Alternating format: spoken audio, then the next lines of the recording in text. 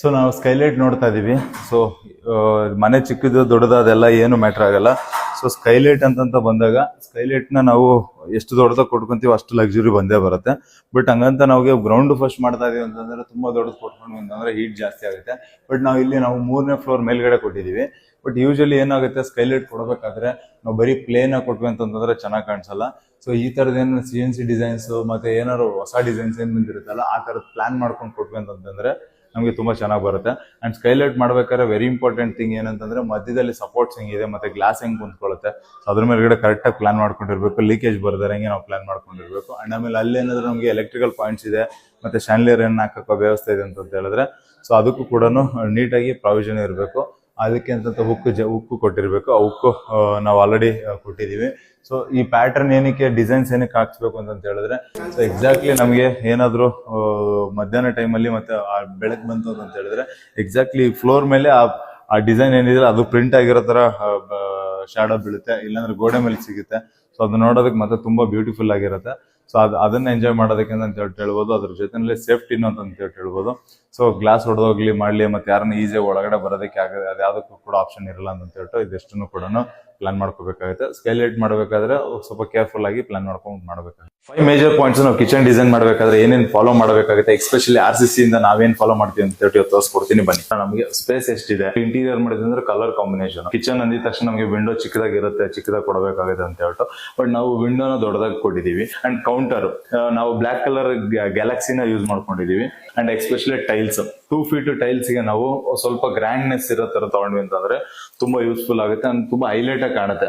ಇಷ್ಟು ಪಾಯಿಂಟ್ಸ್ ನಾವು ಕನ್ಸಿಡರ್ ಮಾಡಿ ಕಿಚನ್ ನ ಡಿಸೈನ್ ಮಾಡಿದೀವಿ. ಇದೇ ತರ ಅಪ್ಡೇಟ್ಸ್, ಇದೇ ತರ ನಾವೇನೇನು ಹೊಸದನ್ನ ಡಿಸೈನ್ ಮಾಡ್ತೀವಿ ಅಂತ ನೀವೇನು ತಿಳ್ಕೊಬೇಕಂದ್ರೆ ನಮ್ಮ ಪೇಜ್ ನ ಫಾಲೋ ಮಾಡಿ. ನೆಕ್ಸ್ಟ್ ವಿಡಿಯೋದಲ್ಲಿ ಸಿಗೋಣ.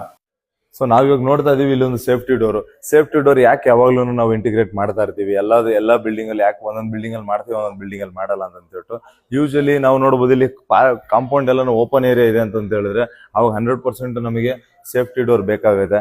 ಬಿಕಾಸ್ ಈ ಕಡೆಯಿಂದನೂ ಬರೋ ತರ ಇರುತ್ತೆ. ನಾವು ಜಸ್ಟ್ ಗೇಟ್ ಹಾಕಿದ್ವಿ ಅಂತ ಹೇಳಿದ್ರೆ ನಮಗೆ ಸೇಫ್ಟಿ ಆಗೋಯ್ತು ಅಂತ ಅನ್ನಂಗಿರಲ್ಲ.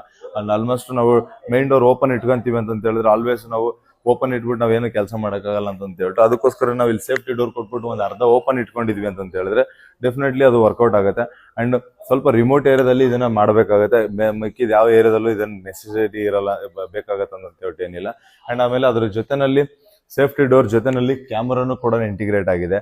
ಸೊ ಡಬಲ್ ಸೇಫ್ಟಿ ಅಂತ ಹೇಳ್ಬೋದು. ನೀವೇ ಏನಾದ್ರು ರೂರಲ್ ಏರಿಯಾದಲ್ಲಿ ಕನ್ಸ್ಟ್ರಕ್ಷನ್ ಮಾಡ್ತಾ ಇದೀರಾ, ಇಲ್ಲ ಹೊಸ ಲೇಔಟ್ ಅಲ್ಲಿ ಡೆವಲಪ್ಮೆಂಟ್ ಮಾಡ್ತಾ ಇದೀರಾ ಅಂತಂದ್ರೆ rather than going for an complete safety grill, ಒಂದು ಪಾರ್ಕಿಂಗ್ ಏರಿಯಾನ ಫುಲ್ ಕ್ಲೋಸ್ ಮಾಡಿ ಇಡೋ ಬದಲಾಗಿ ನೀವು ಇದನ್ನ ಒಂದು 10-15 ಸಾವಿರದಲ್ಲಿ ಒಂದು ಈ ತರದೊಂದು ಡೋರ್ನ ಮಾಡಿ ಒಂದು ಕ್ಯಾಮ್ರಾನ ಇನ್ಸ್ಟಾಲ್ ಮಾಡಿದ್ರೆ ಆ ಸೊಲ್ಯೂಷನ್ ಆಗುತ್ತೆ ಅಂತ ಹೇಳ್ಬೋದು.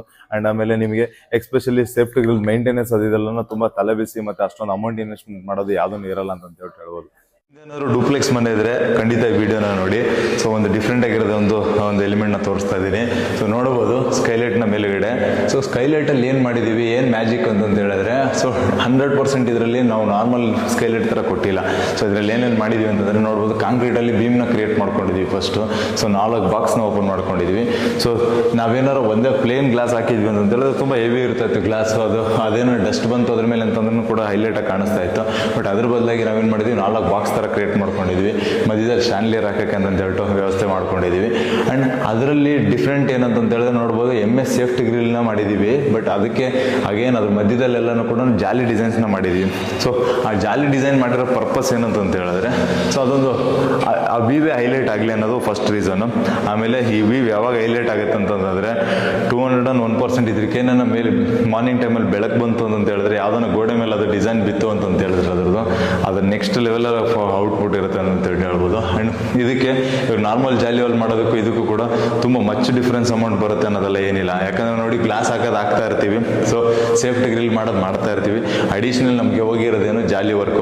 ಸೊ ಆಮೇಲೆ ಈ ತರದ ವರ್ಕ್ ಮಾಡ್ಬೇಕಂತಂದ್ರೆ ನಮಗೆ ಒಂದಷ್ಟು ಏನಾಗುತ್ತೆ, ಒಂದು ಸ್ವಲ್ಪ ಲೇಬರ್ ಕಾಸ್ಟ್ ಜಾಸ್ತಿ ಬರುತ್ತೆ.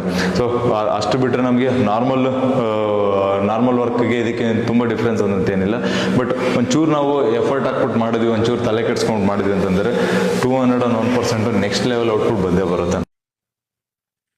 ನೀವೇನಾದ್ರೂ ಅಷ್ಟೇ ಒಂದು ರೈಲಿಂಗ್ಸ್ ನ ಪ್ಲಾನ್ ಮಾಡ್ತಾ ಇದ್ದೀರಾ, ಇಲ್ಲ ಈಸ್ಟ್ ಫೇಸಿಂಗ್ ಇರ್ಲಿ ವೆಸ್ಟ್ ಫೇಸಿಂಗ್ ಇರ್ಲಿ ಬಿಲ್ಡಿಂಗ್ ಎದುರುಗಡೆ ರೈಲಿಂಗ್ಸ್ ನ ಪ್ಲಾನ್ ಮಾಡ್ತಾ ಇದೀರ ಅಂತ ಇಟ್ಕೊಳ್ಳಿ, ಎಸ್ಪೆಷಲಿ ಟೆರೇಸ್ ಅಲ್ಲಿ ಪ್ಲಾನ್ ಮಾಡಿದ್ರಿ ಅಂತ ಹೇಳಿದ್ರೆ, ಸೊ ಅಲ್ಲಿ ನಾವು ಎಸ್ ಗ್ಲಾಸ್ ಹಾಕೋದು ಅಂತಂದ್ರೆ ಡೆಫಿನೆಟ್ಲಿ ಅದು ವೇಸ್ಟ್ ಆಗೋಗ್ಬಿಡುತ್ತೆ, ಆಮೇಲೆ ಕಾಸ್ಟ್ ಕೂಡ ಜಾಸ್ತಿ ಆಗುತ್ತೆ. ಬಟ್ ಹಂಗಂತ ನಾವು ಬರೀ MS ಅಲ್ಲಿ ಡಿಸೈನ್ ಮಾಡಿದ್ವಿ ಅಂತಂದ್ರೆ ಅದು ಕೂಡ ಚೆನ್ನಾಗಿ ಕಾಣಿಸಲ್ಲ, ಬಿಕಾಸ್ ಎಲಿವೇಶನ್ ಅಂತ ಹೇಳಿ ಅಪ್ರೋಚ್ ಇರುತ್ತೆ. ಬಟ್ ನಾವೇನ್ ಮಾಡಿದೀವಿ ಡಿಫ್ರೆಂಟ್ ಆಗಿ ಅಂತಂದ್ರೆ ನೋಡಬಹುದು, CNC ಡಿಸೈನ್ ಅಲ್ಲಿ ಒಂದು ರೈಲಿಂಗ್ ನ ಮಾಡಿದೀವಿ ಅಂಡ್ ಅದಕ್ಕೆ ಕ್ಲೀನ್ ಆಗಿ ಬ್ಲಾಕ್ ಮ್ಯಾಟ್ ಫಿನಿಶ್ ನ ಪೇಂಟ್ ಮಾಡಿದೀವಿ. ಸೊ ಎಷ್ಟು ಯಾವ ಲೆವೆಲ್ ಅಲ್ಲಿ ಇದು ಔಟ್ಪುಟ್ ಕಾಣಿಸ್ತಾ ಇದೆ ಎದುರುಗಡೆ ಅಂತಂದ್ರೆ ಅದು ತುಂಬಾ ಡಿಫ್ರೆಂಟ್ ಆಗಿ ಕಾಣುತ್ತೆ. ಅದನ್ನ ನೀವು ಕೂಡ ಈ ತರದನ್ನ ಇಂಟಿಗ್ರೇಟ್ ಮಾಡಬಹುದು. ಬಟ್ CNC ಅಂದಿದ ತಕ್ಷಣ ಫುಲ್ ಕಲರ್ ಫ್ಲವರ್ಸ್ ಅದನ್ನೆಲ್ಲ ಏನು ಮಾಡೋದು, ಶಾರ್ಪ್ ಎಡ್ಜಸ್ ಇರೋದು ಅದನ್ನೆಲ್ಲ ಏನು ಮಾಡೋದು ಬೇಡ. ಬಿಕಾಸ್ ಈ ತರದ್ದು ಪ್ಲೇನ್ ಆಗಿ ಇಲ್ಲಿ ಒಂದು ಡಿಫ್ರೆಂಟ್ ಪ್ಯಾಟರ್ನ್ ತರ ಇರಲಿ, ಸೊ ಈಸಿಯಾಗಿರುತ್ತೆ. ನಮಗೆ ಮೋರ್ ಓವರ್ ಸೇಫ್ಟಿನೂ ಕೂಡ ಇರುತ್ತೆ. ಹೌದಪ್ಪ.